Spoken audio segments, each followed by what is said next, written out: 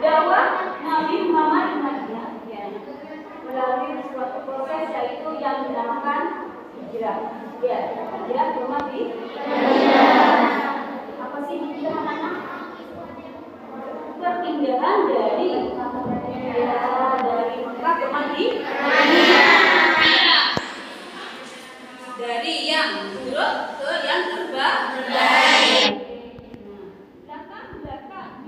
Nabi ke Madinah itu adalah yang pertama dari sejarah orang-orang kafir Quraisy yang sangat kejam terhadap Nabi Muhammad. Ya, yang kedua ya, penduduk Madinah menerima Nabi dengan baik, tidak sama dengan di Mekah. Nabi selalu mendapatkan ancaman dari orang-orang kafir Quraisy. Bahkan Nabi Muhammad akan dibunuh karena menyebarkan agama Islam. Terus yang ketiga adalah Allah memerintahkan Nabi untuk hijrah ke Madinah, yaitu tersirat dalam surat An-Nisa ayat 100 ya. Nah, itu latar belakang hijrahnya Nabi ke Madinah. Beliau sudah aman kalau berdakwah di Madinah. Nah, anak-anak ya, surat An-Nisa kita baca sama-sama, yaitu Bismillahirrahmanirrahim.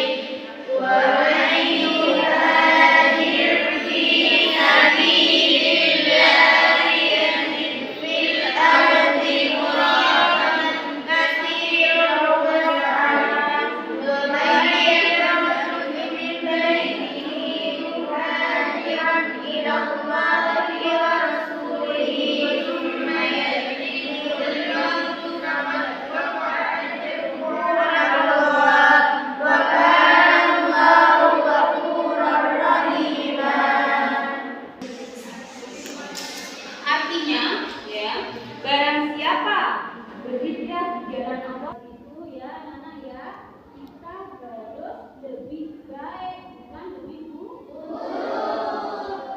Kita hijrahnya ke yang lebih baik.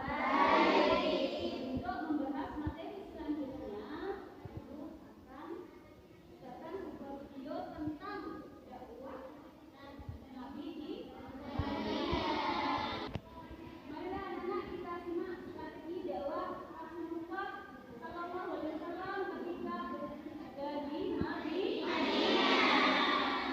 strategi dakwah Rasulullah Shallallahu Alaihi Wasallam ketika berada di Madinah. Bawi. Pembangunan masjid tersebut selain berfungsi sebagai tempat ibadah, juga berfungsi sebagai pusat kegiatan dakwah, pemerintahan, bermusyawarah, dan lain sebagainya. Pembangunan masjid yang saling bahu-membahu tersebut telah mengajarkan arti sebuah persaudaraan dan semangat persamaan antar umat manusia. Strategi kedua Rasulullah Shallallahu Alaihi Wasallam dalam membangun sebuah peradaban baru adalah dengan menciptakan sebuah persaudaraan. Sebagaimana kita ketahui, ketika kaum muhajirin atau pengikut Rasulullah Shallallahu Alaihi Wasallam yang hijrah dari Mekah ke Madinah, banyak yang menderita kemiskinan karena harta benda mereka semuanya ditinggal di Mekah. Pada momen inilah Rasulullah Shallallahu Alaihi Wasallam menciptakan persaudaraan baru antara kaum Ansor dan Muhajirin. Rasulullah Shallallahu Alaihi Wasallam kemudian menjadikan Sayyidina Ali bin Abi Thalib sebagai saudara Nabi Shallallahu Alaihi Wasallam sendiri. Lalu Sayyidina Abu Bakar Rasulullah Shallallahu Alaihi Wasallam disaudarakan dengan Harijah ibnu Zuhair, Ja'far ibnu Abi Thalib dengan Mu'adz bin Jabal. Dengan hal tersebut, Rasulullah Shallallahu Alaihi Wasallam telah mempertalikan keluarga-keluarga Islam, di mana masing-masing keluarga mempunyai talian erat dengan keluarga yang lainnya, sehingga persaudaraan tersebut membentuk sebuah kekuatan baru yang kemudian membantu dakwah Rasulullah Shallallahu Alaihi Wasallam. Setelah melakukan kedua hal di atas, Rasulullah Shallallahu Alaihi Wasallam kemudian mengadakan perjanjian dengan orang-orang Yahudi di Madinah dan berbagai elemen penting yang ada di Madinah. Hal ini juga merupakan salah satu strategi yang dilakukan oleh Rasulullah Shallallahu Alaihi Wasallam ketika berdakwah di Madinah. Yang kemudian perjanjian tersebut dikenal dengan Piagam Madinah yang ditulis pada tahun 623 Masehi atau tahun kedua Hijriah, di mana dalam Piagam Madinah tersebut terdapat beberapa poin penting. Di antaranya yaitu sebagai berikut. Kaum muslimin dan kaum Yahudi hidup secara damai, bebas memeluk dan menjalankan ajaran agamanya masing-masing. Apabila salah satu pihak diperangi musuh, maka mereka wajib membantu pihak yang diserang.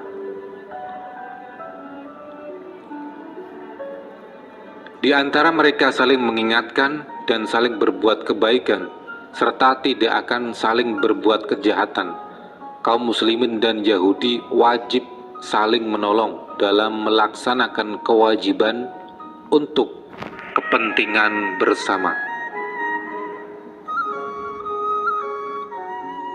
Nabi Muhammad SAW adalah pemimpin umum untuk seluruh penduduk Madinah.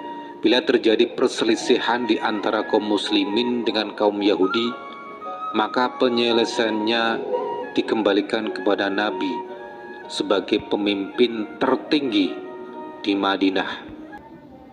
Nah, sudah menyimak semua video? Sudah. Di situ kalian ya sudah tahu bagaimana strategi dakwah Nabi di Madinah ya, anak ya? Iya. Sekarang Ibu akan memberikan pertanyaan, tapi kalian harus bagi kelompok. Yang pertama pertanyaannya adalah ya, bagaimana strategi dakwah Nabi Muhammad di Madinah. Terus yang kedua adalah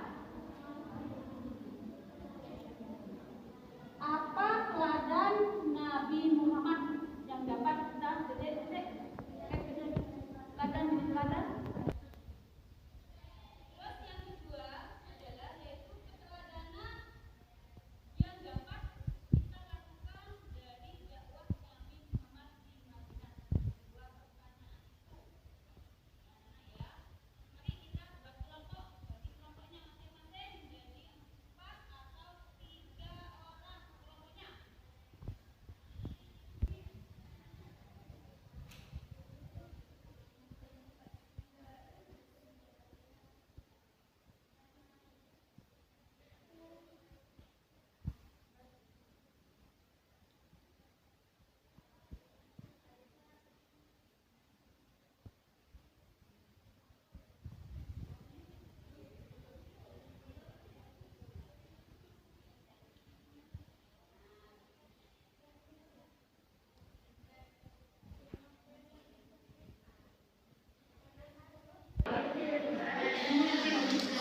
Ada yang sudah bisa menjawab dari kelompok-kelompok ini?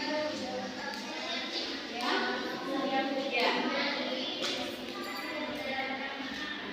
Jadi bagaimana tanggapannya atau jawabannya? Menurut saya, mengoptimalkan Masjid Nabawi sebagai tempat dakwah dan madrasah untuk mengajarkan ilmu dan mempelajari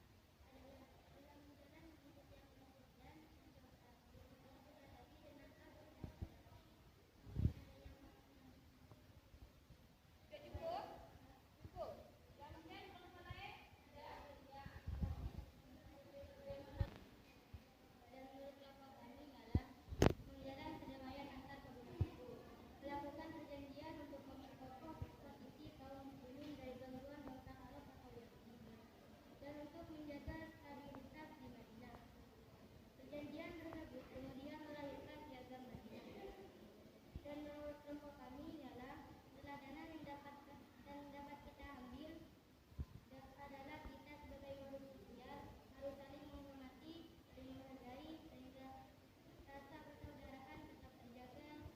Sekian menurut kelompok kami. Wassalamualaikum warahmatullahi wabarakatuh. Waalaikumsalam warahmatullahi wabarakatuh. Nah, anak-anak ya, jadi strategi dakwah Nabi Muhammad di Madinah intinya adalah yang pertama yaitu apa? Mengoptimalkan Masjid Nabawi. Yang kedua yaitu mempersaudarakan kaum muhajirin dan ansar. Yang ketiga menggalak perdamaian antar kabilah antar suku. Yang keempat adalah dari kelompok dua menggerakkan roda perekonomian.